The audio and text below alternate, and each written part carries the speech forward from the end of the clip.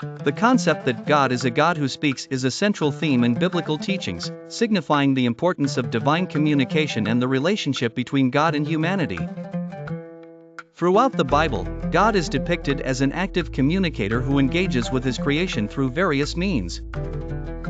This narrative explores how the Bible portrays God's communication with humanity, emphasizing the ways in which he conveys his words, commandments, and intentions.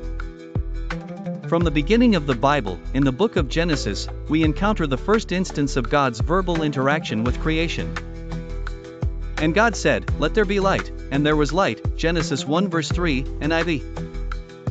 This illustrates the power of God's speech, where his words bring about the existence of the universe itself. God's ability to speak and enact change is foundational to the biblical narrative. As the biblical story progresses, God's communication extends to humanity in more direct and personal ways. In Genesis 12, God speaks to Abram, later Abraham, with promises and instructions. The Lord had said to Abram, "Go from your country, your people, and your father's household to the land I will show you." Genesis 12 verse 1, NIV. This direct call leads to a covenant relationship, showcasing God's desire to engage with humanity on a personal level.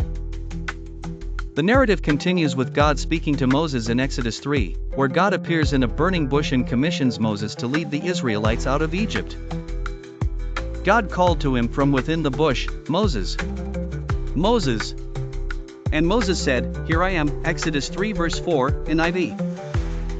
This illustrates the personal and purposeful nature of God's communication, as well as its role in initiating pivotal events in the history of his people.